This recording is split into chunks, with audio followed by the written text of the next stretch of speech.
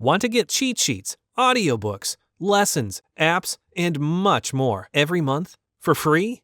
Just click the link in the description to get your free language gifts of the month. Hi everybody, welcome back to Ask Alisha, the weekly series where you ask me questions and I answer them. Maybe. Let's get to your first question this week. First question this week comes from Zakaria Flifla. Hi Zakaria.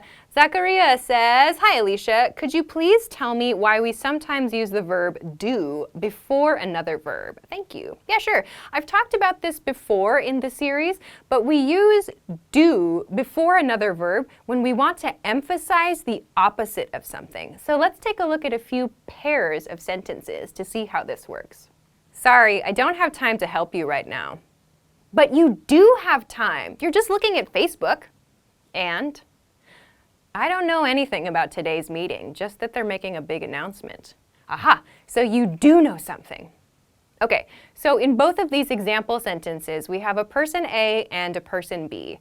Person A says something to the effect of, I don't know something, or I can't do something, or I don't have time to help you, as with person A in both of these examples. And then person B notices something about person A, or about the things that person A said, and they emphasize, no, that's not true, and they do this by including do before the verb. So in the first example situation, the person A in this situation said, I don't have time to help you right now. But person B said, you do have time. So you'll often hear do emphasized before the verb that follows to show that's not true. So that emphasis in the speaker's voice means that's not true, or the opposite of that is true. And the reason is that person B, presumably, or we think, sees person A looking at Facebook.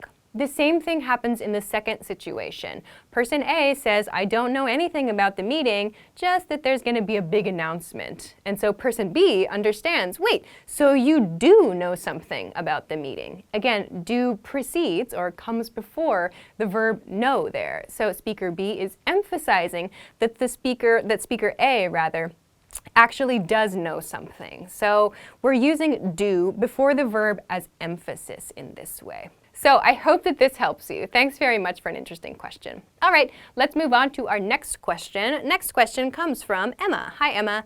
Emma says, Hi, Alisha. I would like to know if there are differences between a while, for a while, and in a while. If there is, can you explain? Thanks so much. Sure. A while means a period of time. So we use for a while and in a while quite differently. For a while is used when we're talking about a duration of time. We're using it to talk about the length of time that something happens. So duration is really the key here. Let's take a look at a few example sentences. I stayed in the restaurant for a while after I finished eating. I'm going to take a walk around the neighborhood for a while. I traveled around Europe for a while when I was in my 20s. Okay, so let's compare this then to in a while. When we use in a while, we're talking about an upcoming activity. So this is not something that's going to happen now, but it's going to happen soon. So if it's helpful, you can think about replacing soon for in a while in the sentence. It has the same meaning. Let's look at some examples of this. I'm gonna leave the office in a while. We're gonna go to the coffee shop in a while. You want anything? So a question that maybe some of you have is, what's the difference between these two sentences? Sentences like these, like, I'm gonna walk around the neighborhood for a while, and I'm gonna walk around the neighborhood in a while. So they seem very similar. But the for a while sentence would be said by somebody who is probably leaving now, like they are leaving their house now and they just want to report to someone their upcoming activity. They're going out of the house to walk around the neighborhood for a period of time. That's the duration of the activity. On the other hand, the in a while sentence is like they're sharing their upcoming plan with someone, possibly to invite them. Like, I'm gonna walk around the neighborhood in a while. Do you wanna come? So these are the small differences that our preposition choices can make, especially with an expression like a while. So I hope that this helps you. Thanks very much for the question. Okay, let's move on to our next question. Next question is from Seungwan. Hi, Seungwan. Seungwan says, Hi, Alisha. What does literally mean? Do people use it the wrong way? Yeah, okay. Literally means the ordinary or the simple meaning of a word. It can also mean like truly, exactly, and so on. So it is used for emphasis, yes, but it's also used incorrectly a lot. First, let's take a look at the correct way to use literally. For example, we raised literally hundreds of dollars at the fundraiser. He got his hands dirty, literally, helping out at the farm for a TV show.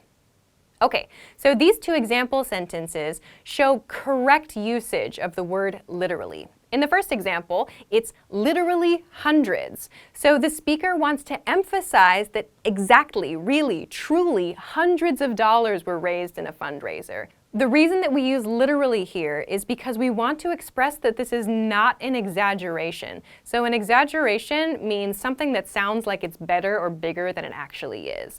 So the speaker wants to communicate it was truly hundreds of dollars. They use literally to do that.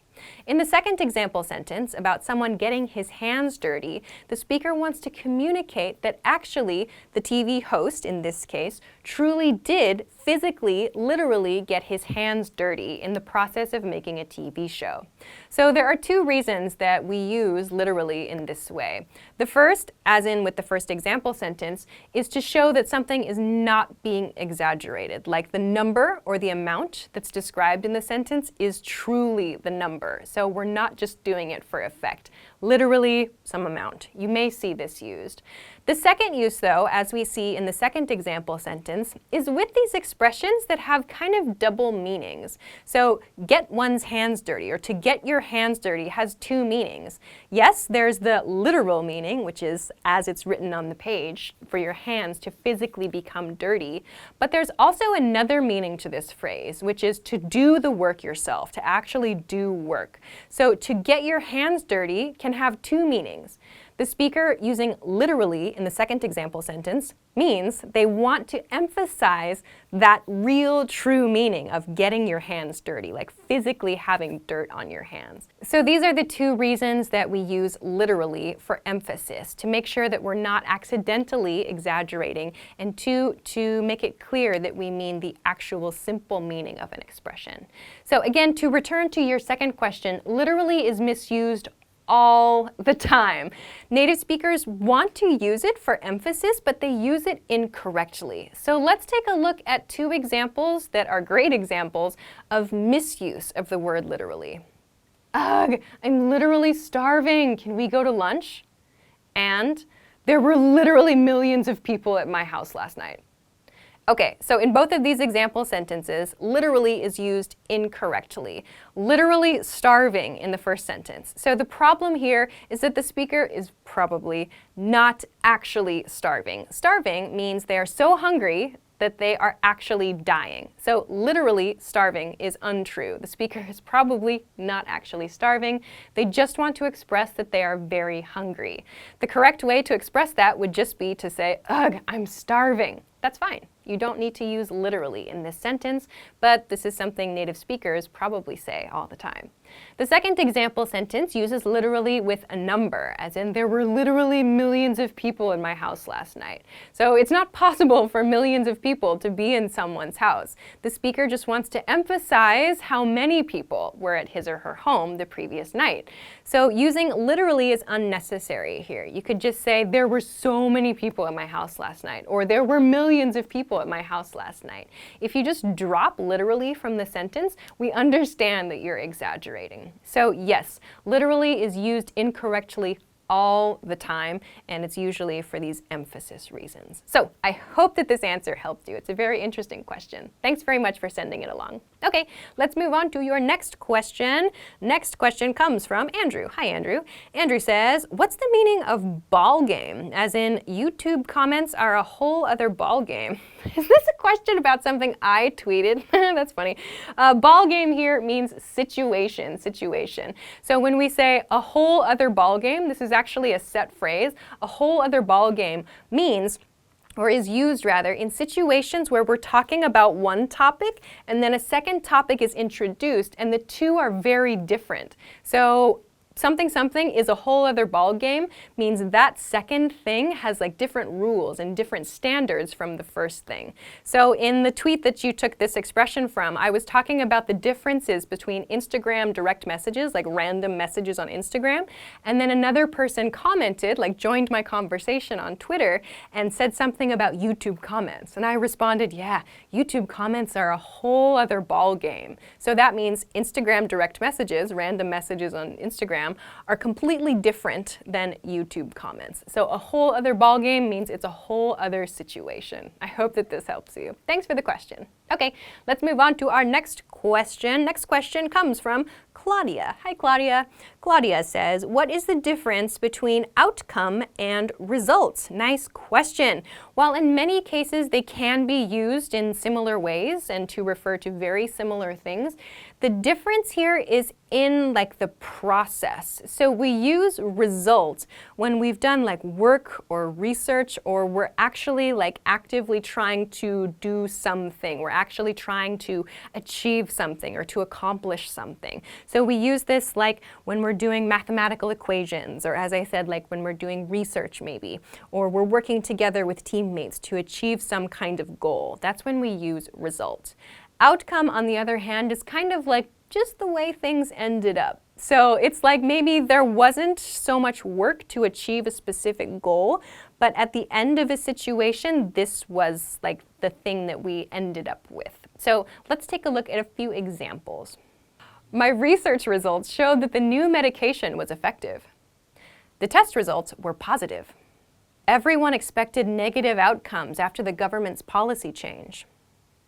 It wasn't possible to predict these outcomes. So the feeling here is that result is something that someone or some group of people worked to achieve, worked to get.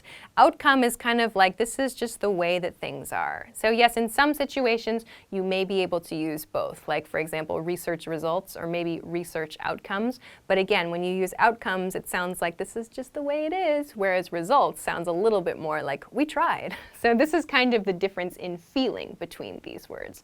I hope that it helps you. Thanks for the question. Okay, that is everything that I have for this week. Thank you, as always, for sending your questions. Remember, you can send them to me at englishclass101.com/ask-Alisha. Of course, if you like this week's lesson, please don't forget to give it a thumbs up, subscribe to our channel if you have not already, and check us out at englishclass101.com for some other things that can help you with your English studies. Thanks very much for watching this week's episode of Ask Alisha, and I will see you again next week. Bye-bye.